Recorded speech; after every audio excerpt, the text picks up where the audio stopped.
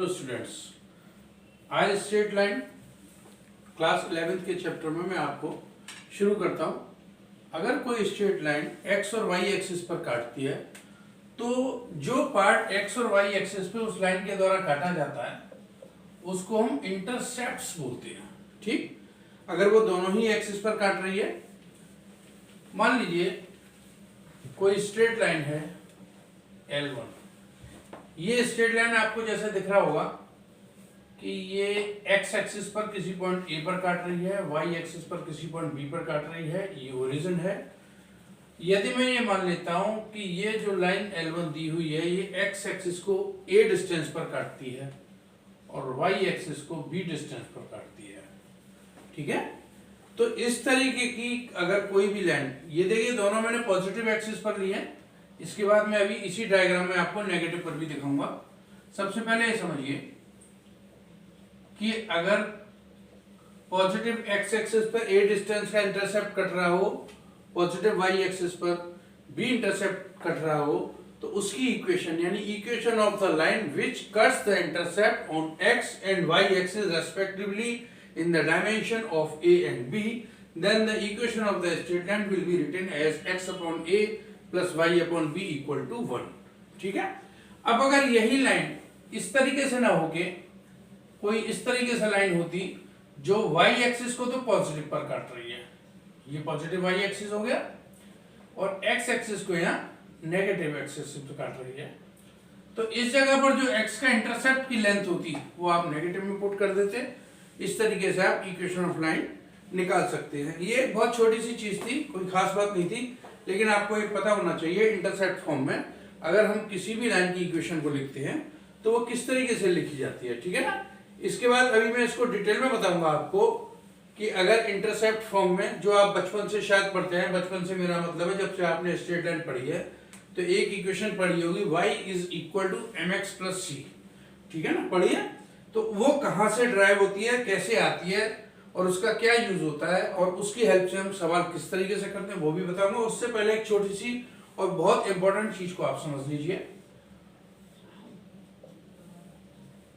ये दो आप अब तक पढ़ते हुए आना है कोऑर्डिनेट एक्सिस, जो हम डिनोट करते हैं x axis and y axis, ठीक है। अब अगर आपसे ये कहा जाए कि ये आता है क्वेश्चन क्या आता है कि एक्स एक्सिस की इक्वेशन क्या होती है, what is the equation of, या write the equation of x axis. तो देखिए सबसे पहले बड़ी बेसिक सी चीज है, कोई बताने, मुझे ऐसा लगा कि शायद ये आपके किसी काम आ सकती है, हेल्पफुल हो सकती है, तो बता रहा हूं मैं। अगर एक्स एक्सिस की वो आपसे इक्वेशन पूछता है तो आपको ये पता होना चाहिए कि एक्स एक्सिस के हर पॉइंट पर, एक्स एक्सिस के हर पॉइंट पर वाई की वैल्यू कितनी होती है, 0। एक्स एक्सिस के किसी भी पॉइंट को आप सेलेक्ट कीजिए, वेदर इधर इधर इधर इधर इधर, हर जगह पर y की वैल्यू कितनी आएगी, 0। तो यही इक्वेशन ऑफ एक्स एक्सिस हो जाती है। छोटा सा क्वेश्चन पूछ लिया था, write down the equation of x axis, then you should written as y equal to 0 is the equation of x axis. Similarly अगर आपसे कभी ये पूछा जाता है what is the equation of y axis, then you can say that x is equal to 0 is the equation of y axis, because each and every point situated on y axis has the value of x as 0। तो आप, क्योंकि y axis पर हर जगह x की value 0 होती है, x axis पर हर जगह y की 0 होती है वैल्यू, इसीलिए x axis की equation y equal to 0 and y axis की इक्वेशन को हम x इक्वल टू 0 के रूप में लिखते हैं। यहां तक बात समझ में आ गई होगी। अब इसी चीज को मैं दूसरे रूप पर लेता हूं। ये एक बेसिक था आपको एक्स एक्सिस और वाई एक्सिस की इक्वेशन बताने के लिए, क्योंकि काम की चीज अब आपके पास आ रही है। कोऑर्डिनेट एक्सिस है OX एंड OY। अब आगे आपके पास किसी तरीके से क्वेश्चन कई सारे दिए हुए होते हैं, वो इस तरीके से कोई लाइन इन पॉइंट से होकर जाती है, इसका स्लोप ये है जो हमने बताया था, किस तरीके से आप equation of line find out करेंगे। अब आपके साथ कुछ कंडीशन ऐसी भी दी जा सकती है कि अगर कोई लाइन एक्स एक्सिस के पैरेलल है, एक्स एक्सिस के पैरेलल है और वो किसी डिस्टेंस y पर, b पर है, यानी वो लाइन, जो लाइन आपको निकालनी है y एक्सिस पर b डिस्टेंस पर काटती है और x एक्सिस की पैरेलल है। इसका मतलब क्या है कि ये कहीं पर भी x एक्सिस को तो काटेगी नहीं, because required line is parallel to x axis at a distance of b। तो अब आप ये समझ सकते हैं इसके हर पॉइंट पर, देखिए इक्वेशन ऑफ लाइन हो, इक्वेशन ऑफ कर्व हो, कोई भी चीज हो, वो locus of a particular point ही होता है। अब ये जो लाइन है इसके हर पॉइंट पर y की वैल्यू फिक्स हो गई, कितनी हो गई, y की वैल्यू b। तो ऐसी लाइन की इक्वेशन जो x एक्सिस के पैरेलल हो और y एक्सिस पर किसी भी डिस्टेंस पर हो, जैसे यहाँ b है, हो सकता है 4 होता, 5 होता, तो y equal to b is the equation of line. अगर यही लाइन x एक्सिस के पैरेलल होती लेकिन नेगेटिव y में होती, मान लीजिए कोई c डिस्टेंस पर होती जिसको आप -c लिखते हैं, तो इसकी equation y is equal to -c हो जाती। वो इसलिए हो जाती क्योंकि इसके हर पॉइंट पर y की वैल्यू -c ही होगी, क्योंकि ये x एक्सिस के पैरेलल है और y को c पर इंटरसेप्ट कर रही है इन द नेगेटिव डायरेक्शन। इसी तरीके से अगर आपके पास एक लाइन है जो x एक्सिस के परपेंडिकुलर है, यानी y एक्सिस के पैरेलल है, और इस पर मान लीजिए -a, क्योंकि ये नेगेटिव डायरेक्शन हो गई, ये नेगेटिव x एक्सिस है, यहां पर -a का इंटरसेप्ट काट रही है और y एक्सिस के पैरेलल है। इसका मतलब इस लाइन के हर पॉइंट पर x की वैल्यू -a होगी, इसीलिए इसकी इक्वेशन भी x is equal to -a ही होती है। ये एक जनरल सी चीज है जो मेरे लिए बताना इसलिए जरूरी था कि आपको ये पता होना चाहिए x एक्सिस की इक्वेशन क्या होती है, y equal to 0, y axis की x इक्वल टू 0। लेकिन अगर x और y एक्सिस के पैरेलल कोई लाइन दी हुई है, पॉइंट आपको नहीं दिया हुआ, केवल वो ये बताता है कि ये लाइन y एक्सिस के पैरेलल है और x पर c 7 3 4 कोई भी एक न्यूमेरिक वैल्यू देता है, तो उसके साइन को लेते हुए आप उसकी वैल्यू निकाल देंगे। जैसे अगर x को काट रही है, ये y के पैरेलल है, इसका मतलब इसके हर पॉइंट पर x की वैल्यू -a के बराबर होगी।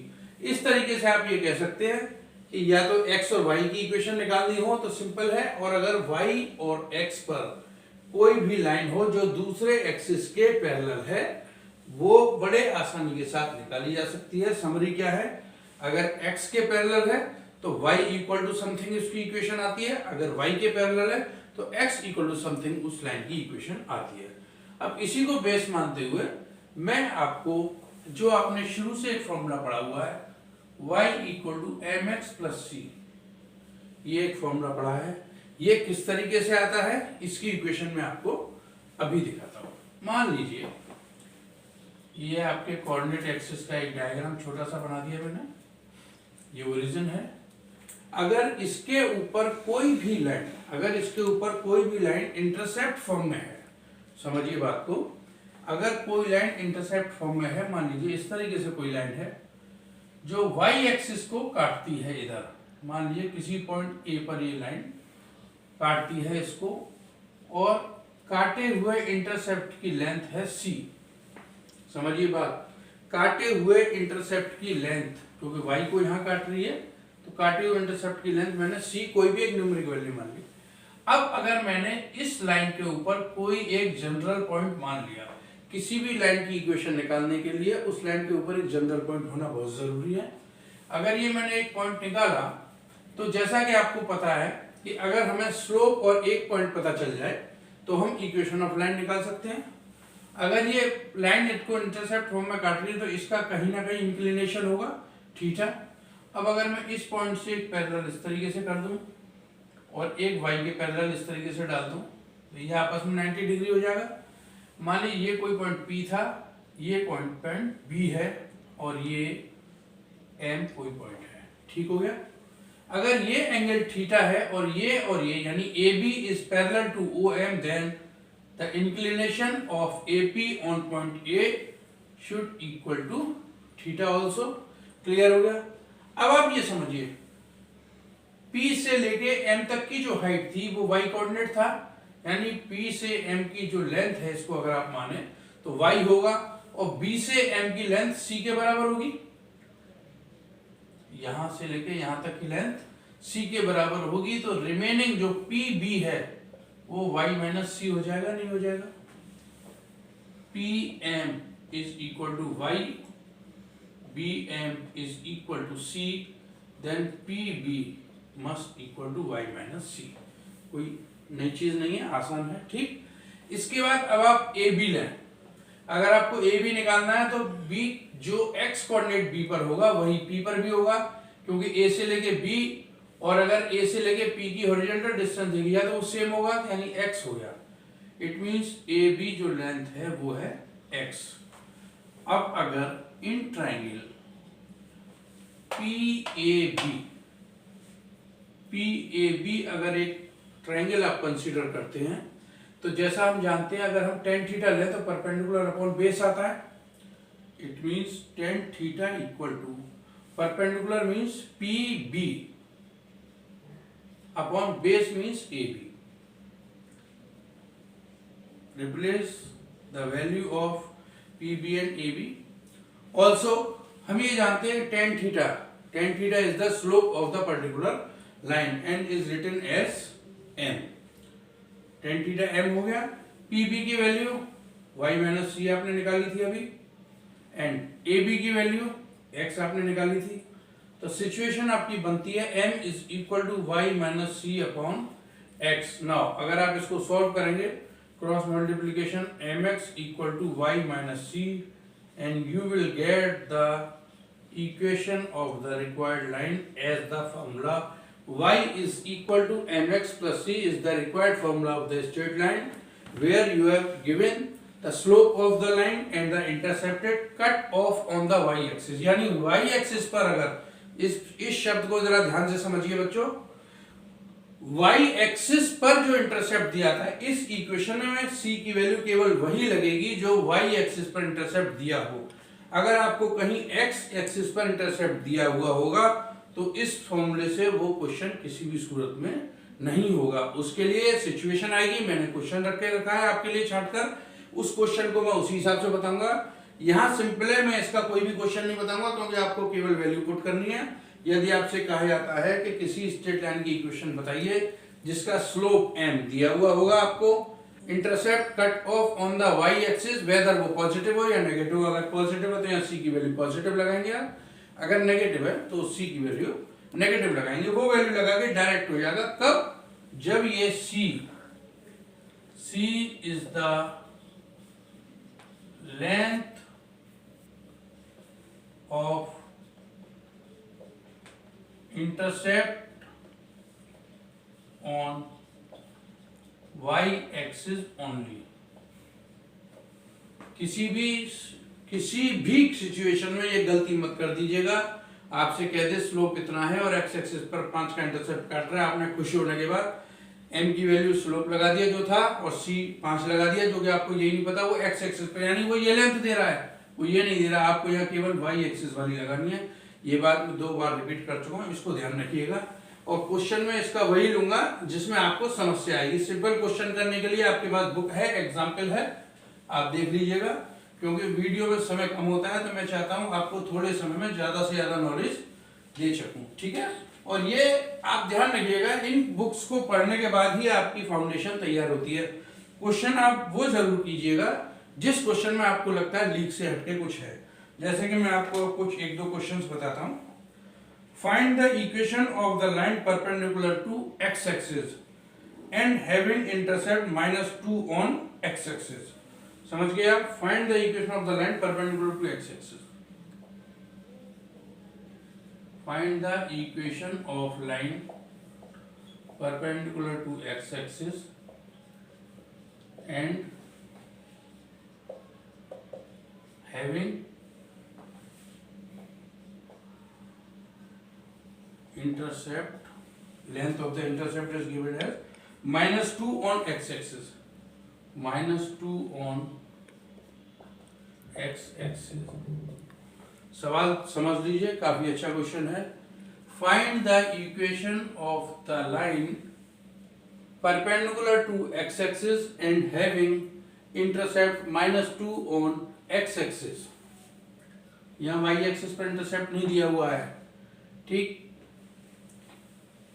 आपके समझने के लिए यहाँ डायग्राम बनाता हूँ फुर्ती से। लाइन वो है जो एक्स एक्सिस पर परपेंडिकुलर है और इंटरसेप्ट जो एक्स एक्सिस पर काट रहा है वो नेगेटिव डायरेक्शन में काट रहा है। समझ लीजिए बात को, वाई एक्सिस वाला कोई इंटरसेप्ट नहीं लिया मैंने, यानी ये लाइन है क्योंकि ये एक्स एक्सिस के परपेंडिकुलर भी है और नेगेटिव डायरेक्शन में इंटरसेप्ट ऑफ द लेंथ 2 को कट कर रही है। क्लियर हो गया। दूसरी चीज, आपने क्वेश्चन पढ़ा था y is equal to mx plus c। ये c the length of intercept cut on y axis था केवल, ठीक है। अब अगर आप इसके जरिए क्वेश्चन करेंगे तो c तो आपको पता ही नहीं है। c पता क्या है, c होगा 0। c 0 क्यों होगा, क्योंकि c ये y एक्सिस पर कहीं पर काट ही नहीं रहा है। ये थी length of the intercept cut on y axis, मेरे को दे रखा है कि cut on x axis intercept -2। इसीलिए अब इस क्वेश्चन को किस तरीके से करेंगे अब मैं आपको समझाता हूं। आपने जो ये पढ़ा हुआ था कि अगर आपके पास, सबसे पहले आप इसको सब चीज छोड़िए, मैं आपको एक चीज और बताता हूं। आप स्लोप ऑफ लाइन निकालिए,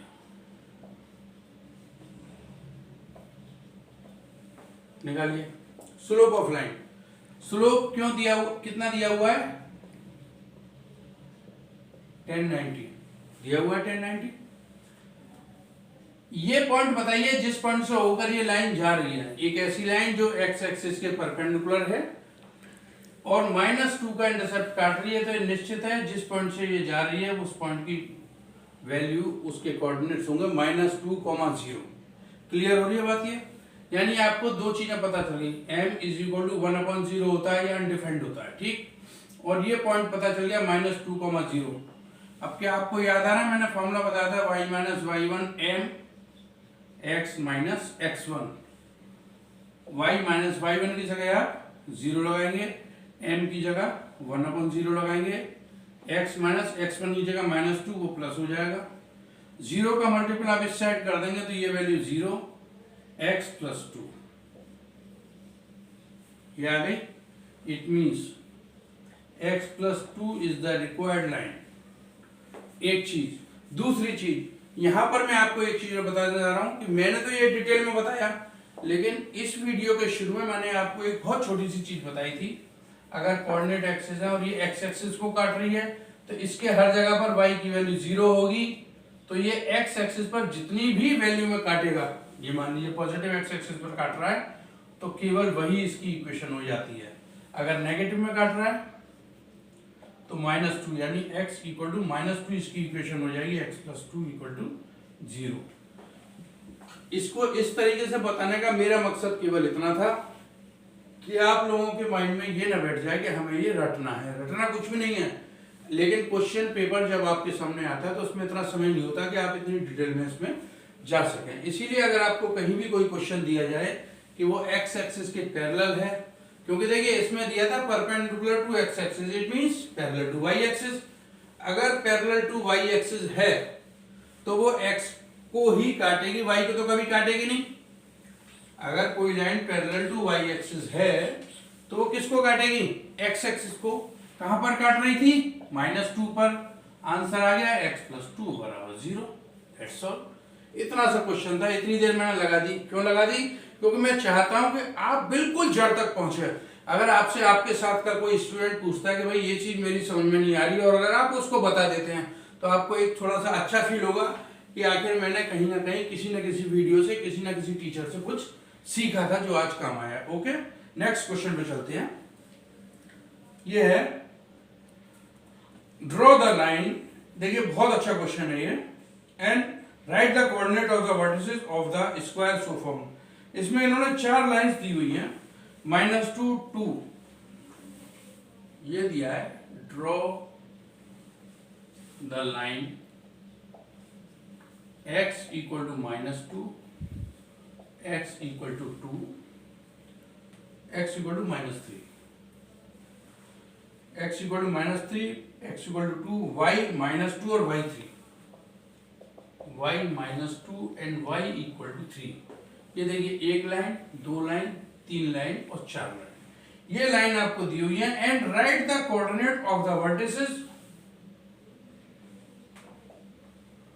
right the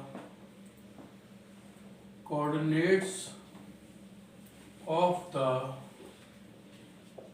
vertices of square so form। देखिए आज ये आपके जितने भी क्वेश्चंस चल रहे हैं वो एक्सरसाइज 2.23.2 के हैं आर डी शर्मा जी की बुक से, और शायद ये क्वेश्चन नंबर 6 है आपका, सॉरी क्वेश्चन नंबर 4। इससे पहले वाले क्वेश्चंस के शायद नंबर नहीं डाले थे, आप आर डी शर्मा खोलेंगे, हर बच्चे पर होती है, तो आप उसको देख लीजिएगा। क्लियर हो रहा है? अब समझिए, इन्होंने 4 लाइन आपको दी हुई है। अब ये बोल रहे हैं कि आप वर्टिसेस बताइए जो भी स्क्वायर बनता है। स्क्वायर इन्होंने दे दिया, आपको ये प्रूफ नहीं करना कि ये स्क्वायर बनता है, आपको केवल ये देखना है कि इन 4 लाइनों से जो भी आकृति बनती है, जो भी फिगर बनती है, उसके वर्टिसेस की वैल्यू क्या होगी। सिंपल सा क्वेश्चन है, केवल इसी में बता देता हूं मैं आपको।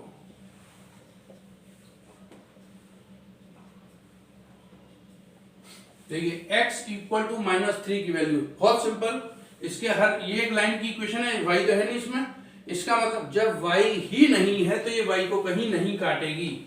y ही, समझिए बात को, अगर किसी भी इक्वेशन में वेदर वो स्ट्रेट लाइन हो, सर्कल हो, हाइपरबोला, पैराबोला, पैराबोलॉइड, हाइपरबोलॉइड, कुछ भी हो, अगर उसमें x y z इन सब के कोऑर्डिनेट, यानी इन सब में अगर कोई इक्वेशन दिया है, इसका मतलब वो इन तीनों ही एक्सिस को कहीं ना कहीं इंटरसेक्ट कर रही है।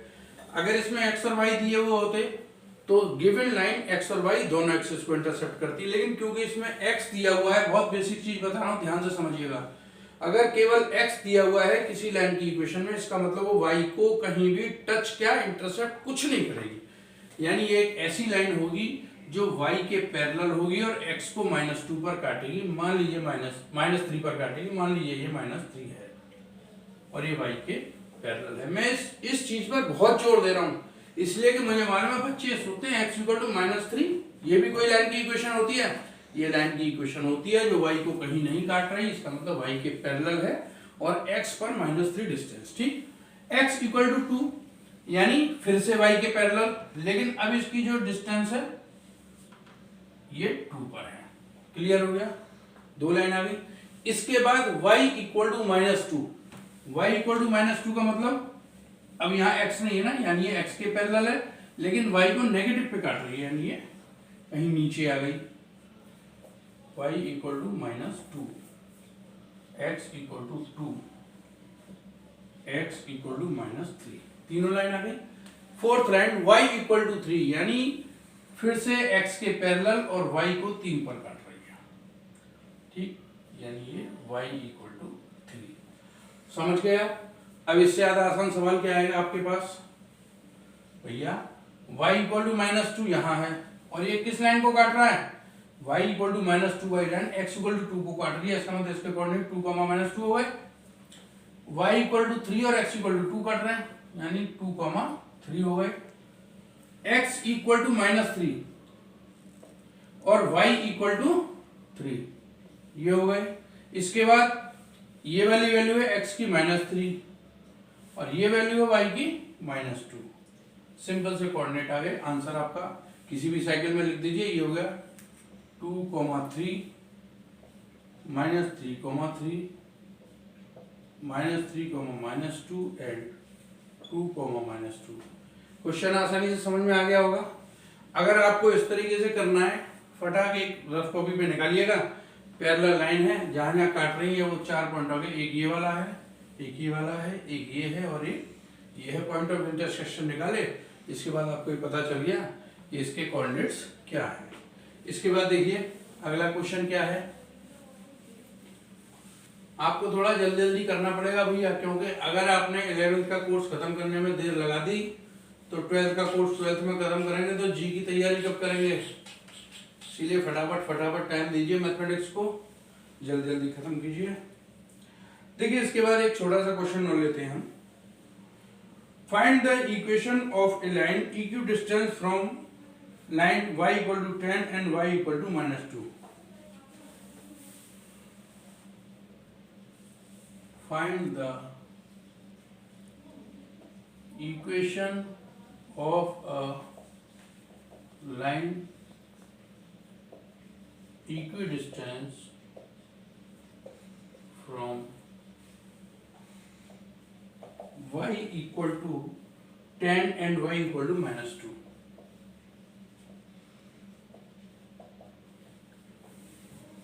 ये आपका क्वेश्चन नंबर 7। ठीक, अब आपको क्या करना है, find the equation of a line equidistance from y equal to 10 and y equal to -2। Again y equal to 10 and y equal to -2 का मतलब ये दोनों ही लाइन x एक्सिस के पैरेलल हैं। अगर ये दोनों ही लाइन x एक्सिस के पैरेलल है तो मान लीजिए y इक्वल टू 10 ये लाइन है क्योंकि ये पॉजिटिव डायरेक्शन में है, और y इक्वल टू -2 मान लीजिए ये दूसरी लाइन है y इक्वल टू -2। अब आपको एक ऐसी लाइन की इक्वेशन निकालनी थी जो इस लाइन से और इस लाइन से दोनों से ही बराबर दूरी पर हो।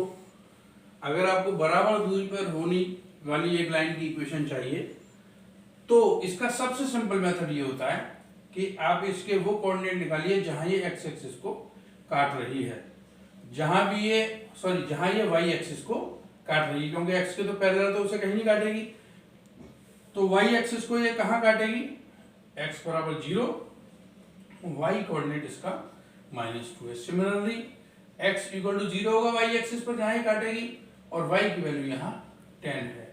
दो कोऑर्डिनेट्स आ गए, ये और ये।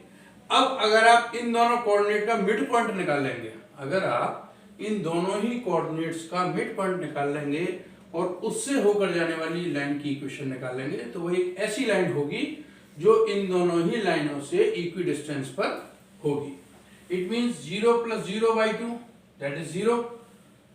मान लीजिए ये पॉइंट है 0, 10 - 2 प्लस का 8/2 4, यानी जो लाइन इन दी हुई दोनों लाइनों से इक्विडिस्टेंस पर होगी वो लाइन 0,4 पॉइंट से जाएगी। अब खास बात समझिए, इसमें x की वैल्यू 0, इट मींस ये जो भी लाइन होगी उसमें x कोऑर्डिनेट नहीं आएगा, यानी सिंपल सी क्या हो गई, y equal to 4। y equal to 4 एक ऐसी लाइन होगी जो x एक्सिस के पैरेलल होगी और y को 4 डिस्टेंस पर ओरिजिन से अप साइड में काटेगी। क्लियर हो गया, ये आपकी इक्वेशन हुई। ठीक है, क्वेश्चन देखिए आप, ये एक एग्जांपल है, मेरी मजबूरी थी एग्जांपल यहाँ पर दिखाना क्योंकि ऐसा कोई क्वेश्चन आपकी बुक में नहीं। एग्जांपल नंबर 8 है, P1 P2 are points on either side of two lines. देखिए ये टू लाइंस है, y है ये, y - √3 mod x = 2। ये आपको एक इक्वेशन है लाइन की, लेकिन ये इसमें दो लाइन छुपी हुई है, वो मैं बताऊंगा अभी आपको। दो लाइनें at a distance of 5 unit from their point of intersection, यानी ये बोल रहा है P1 P2 दो पॉइंट हैं जो इन दो लाइन के जो क्रॉस सेक्शन यानी ऐसे इंटरसेक्ट करती हैं, पॉइंट ऑफ इंटरसेक्शन से 5 यूनिट की दूरी पर हैं। Find the coordinate of the foot of drawn from P1 P2 on the line bisector of the angle between the line। देखिए आराम से समझिएगा इसको, सवाल थोड़ा समझने में टिपिकल है, इसीलिए क्वेश्चन लेके आया हूं ये वाला। सबसे पहले ये समझिए इसको आप कैसे लिख सकते हैं।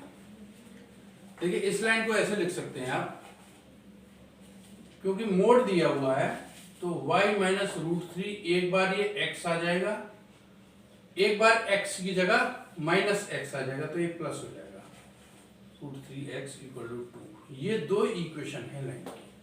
अब आप समझ रहे हैं, y - √3x = 2, y + √3x = 2। और अगर आप इसको आप दूसरे तरीके से लिखना चाहें तो ऐसे भी लिख सकते हैं, y = √3x + 2 and y = -√3x + 2।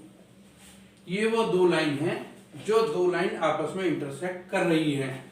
अब आपको इन दोनों की शक्ल देख के ये याद आ रहा होगा, ये इस तरीके की दो इक्वेशंस हो गई जो y = mx + c हुआ करता था, जहां m slope of the line है, 2 यहाँ पर इंटरसेप्ट है ऑन y एक्सिस। अब आप गौर से देखिएगा, अगर आप इसके पॉइंट ऑफ इंटरसेक्शन आपस में निकालना चाहेंगे तो पुराने तरीके से x की वैल्यू 0 लगाइए इसमें, तो y की वैल्यू 2, इसमें x की वैल्यू 0 लगाइए, y की वैल्यू 2, यानी x की वैल्यू 0 कहाँ होती है? y एक्सिस पर। y एक्सिस पर जब आपने इन दोनों में x की वैल्यू 0 लगाई तो दोनों के ही इंटरसेप्टेड लेंथ आ रही थी 2। मान लीजिए अगर ये कोई पॉइंट 2 डिस्टेंस पर है ओरिजिन से ऑन y एक्सिस, तो ये दोनों लाइन इस एक पॉइंट पर ही इंटरसेक्ट करेंगे, पहली चीज।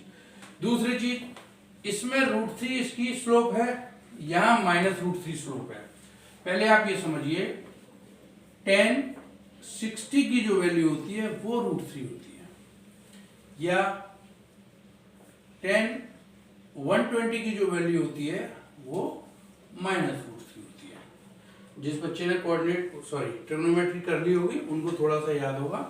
तो tan 60 की वैल्यू √3, tan 120 की वैल्यू -√3। पिछली क्लास में आप 10th क्लास में करते हुए आ रहे हैं इसको। तो अब ये जो दो लाइन हुई, यानी ये वाली लाइन, ये हुआ स्लोप, दूसरी लाइन का ये हुआ, इट मींस यहां से होकर जाना है, तो ये जो लाइन जाएगी ये आप इसको ऐसे मान सकते हैं, ठीक है।